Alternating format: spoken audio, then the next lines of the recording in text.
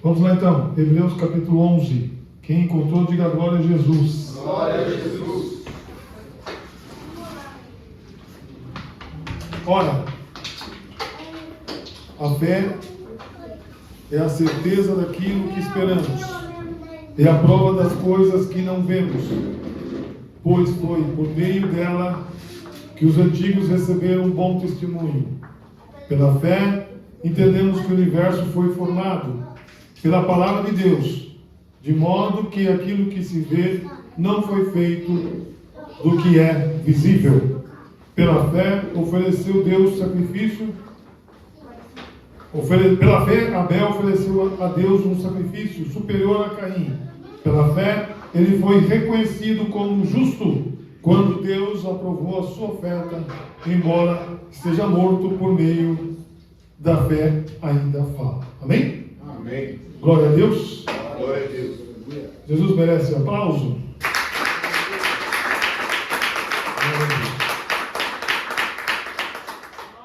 Quem tem aí um molho de chave? Quem tem um molho de chave?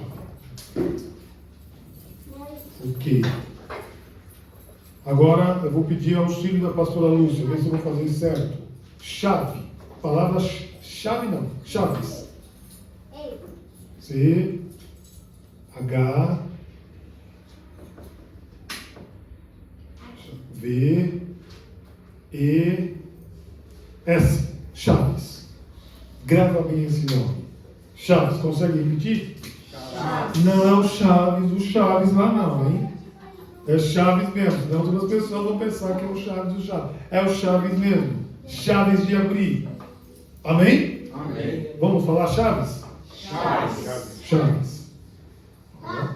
Chaves. Chaves, eu quero dizer, eu vou trabalhar com essa palavra chaves, presta bem atenção.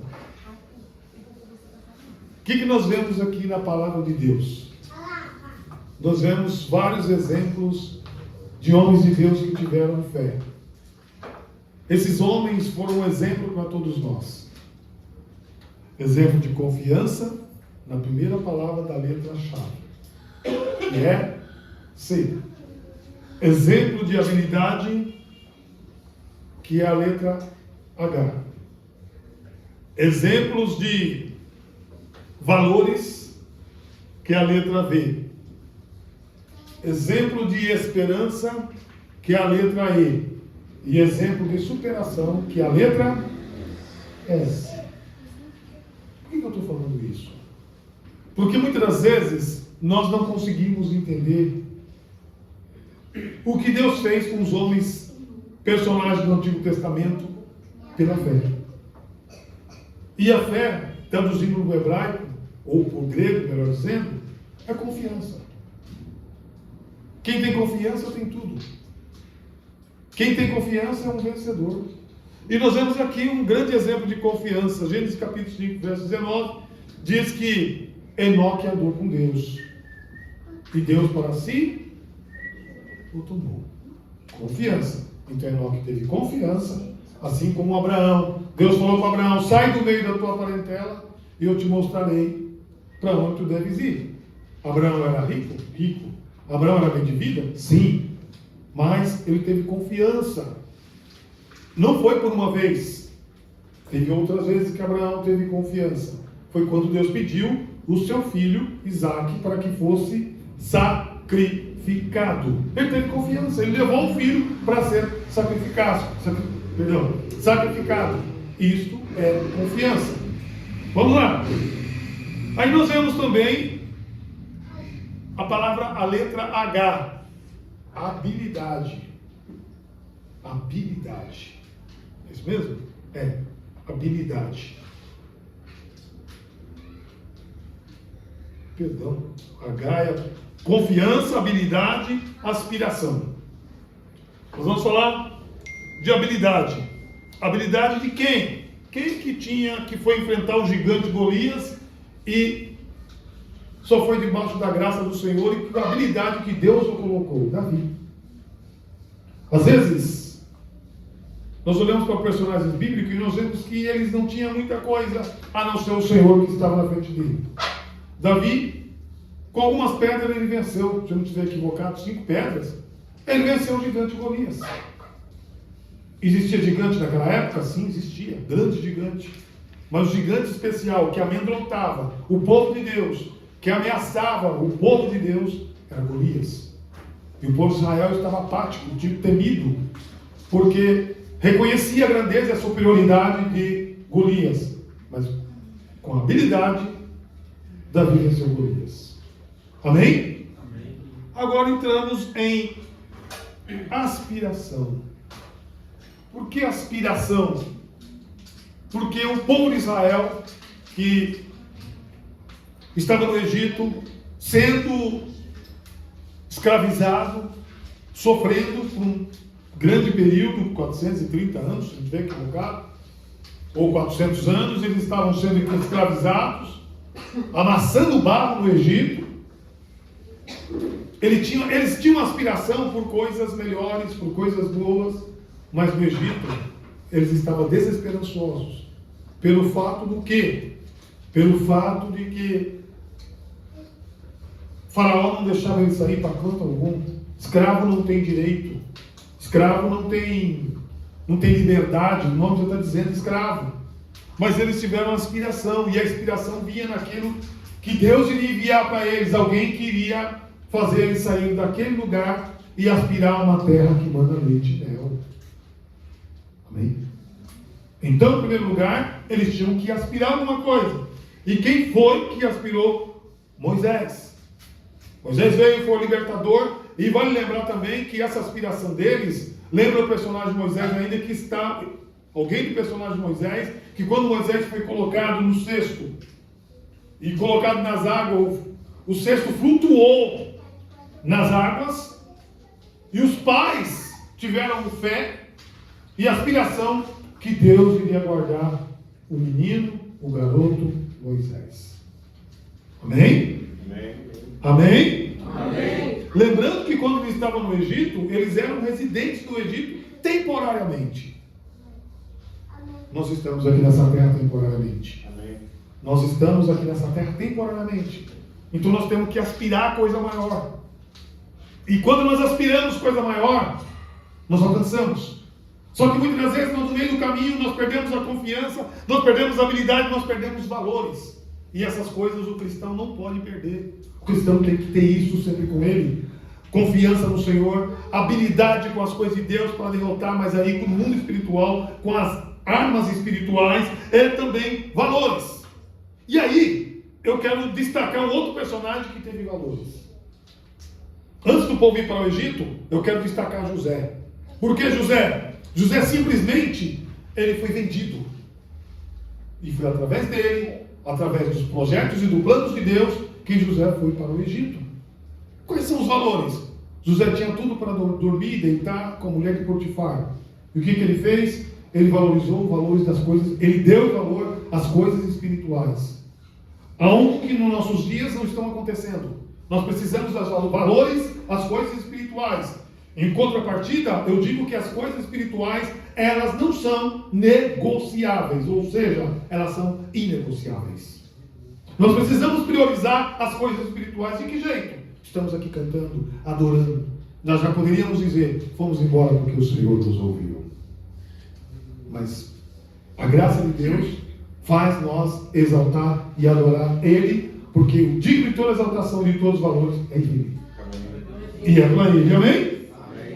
Aí nós vemos também, além de valores, esperança, esperança. Quando José, ou melhor, Josué, teve que suceder, ou ser sucessor de Moisés, para ele foi muito difícil. Porque ele tinha que superar alguém que realmente Deus falava com ele, rosto a rosto, ou face a face. Deus fazia tudo por Moisés. Moisés tinha um direcionamento total e completo por Deus. E quando um homem tem um direcionamento total e completo por Deus, é difícil alguém substituir esse homem.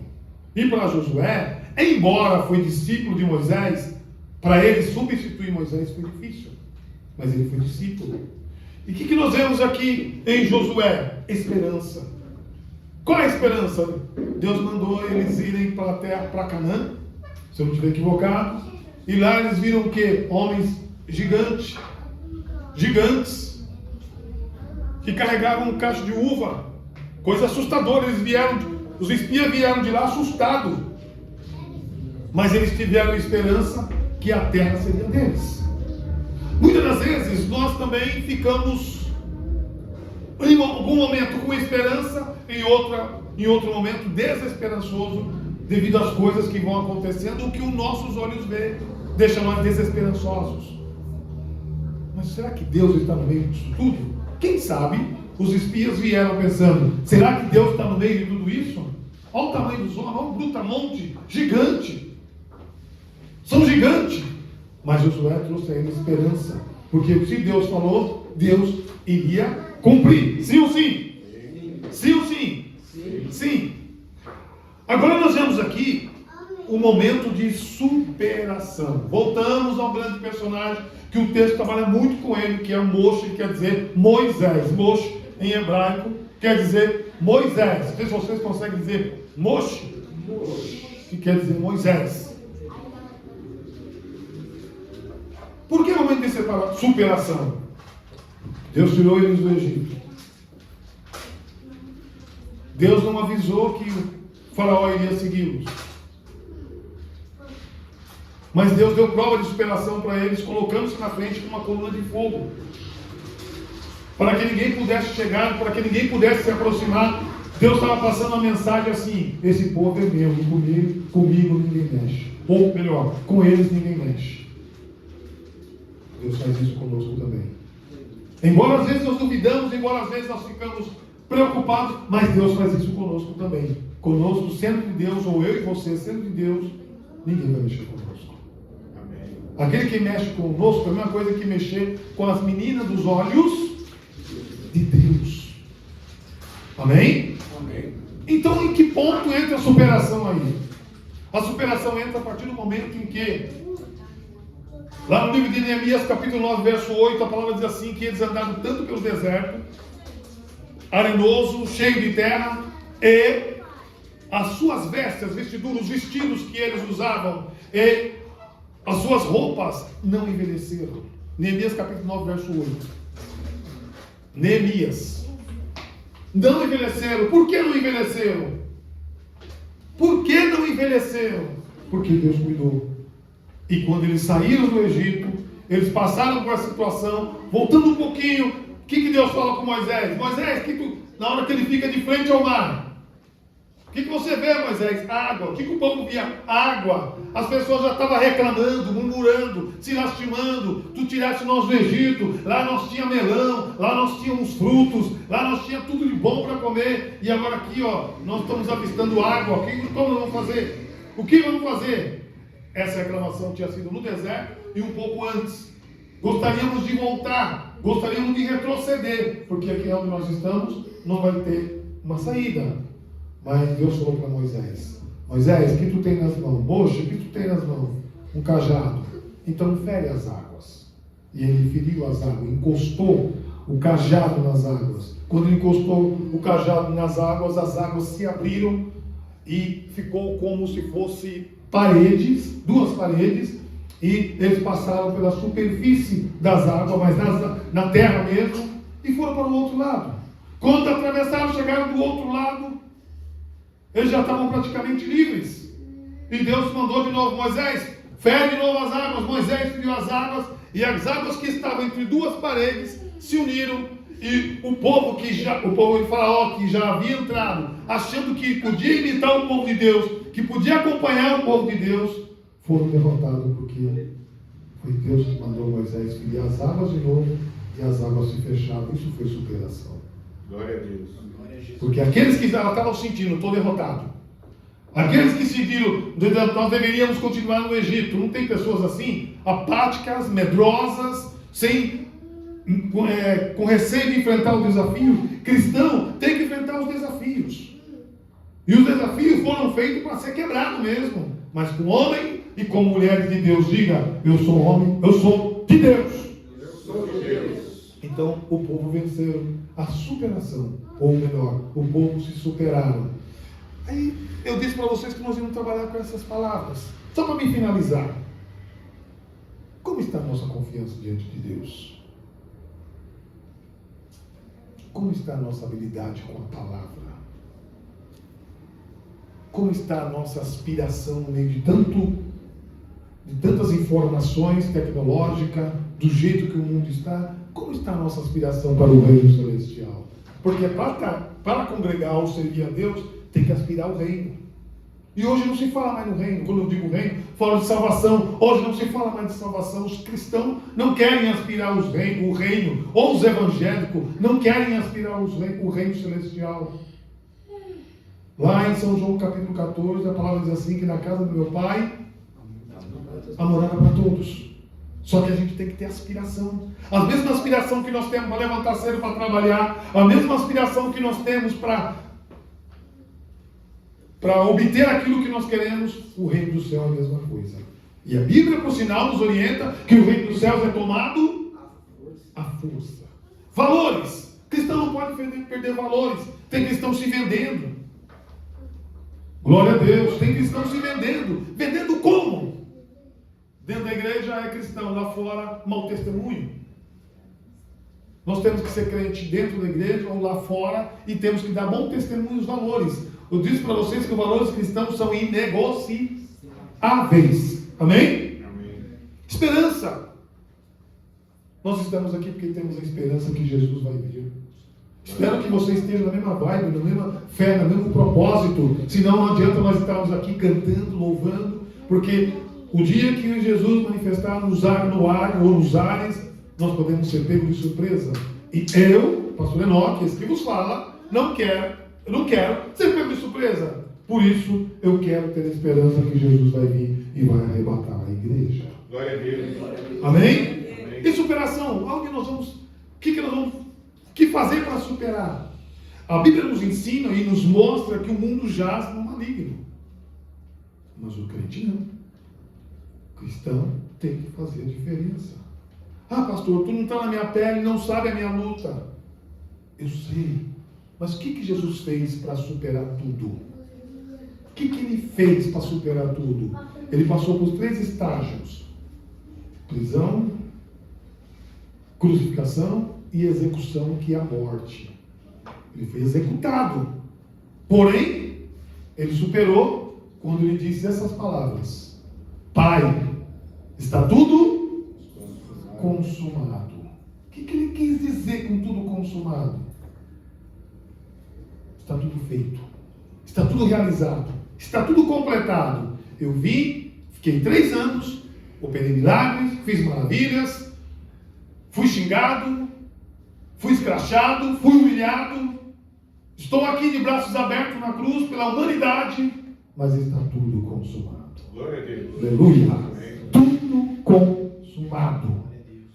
E daqui a pouquinho, ou dentro de alguns instantes, nós vamos relembrar a trajetória de Jesus até a cruz, participando do corpo e do sangue de Cristo. Amém? Amém. Para que e por que o crente participa da Eucaristia, que é da Igreja Católica, e na ceia da Igreja Cristã? Por quê? Porque ele tem que lembrar. É a ordem de Jesus: fazer isso em memória de mim, até que eu venha, até que ele venha aonde? Venha nas nuvens arrebatar a igreja. Quando a igreja for arrebatada, aí está o auge da sua superação. Eu vejo muitas pessoas falando: eu tenho estado de superação. É jogador de futebol, é ator de televisão, é ator e atrizes, puxar o tapete de Hollywood para ele. Isso não é superação. Às vezes eu vejo as pessoas falando: maravilhoso. Maravilhoso é só quando estiver na glória. Aqui não tem nada de maravilhoso. Desculpa, mas a expressão certa: não tem nada de maravilhoso. Superação é quando nós estivermos no reino celestial. Amém. Amém? Amém. Espero que vocês tenham entendido, compreendido, absorvido essa mensagem que foi rápida, em nome de Jesus. Nós vamos orar e depois eu tenho certeza que Deus falou com a sua vida como falou comigo. Amém? Deixa nós orar primeiro. Vamos orar? Vamos orar? Amém. Vamos orar? Amém. Vocês conseguem ficar de pé? Senhor nosso Deus, Senhor nosso Pai, obrigado por esta palavra, obrigado por ter falado ao meu coração, ao coração dos teus filhos, ao coração dos teus servos, e ajuda, Senhor, nós ter confiança, habilidade, aspiração, valores, esperança e superação em todas as nossas vidas. São essas 5 palavras, ó Pai, 6 palavras, ó Pai, que vão fazer diferença na nossa vida, na nossa caminhada, na nossa trajetória. Por isso, fica conosco, permaneça conosco, em nome de Jesus. Amém e amém.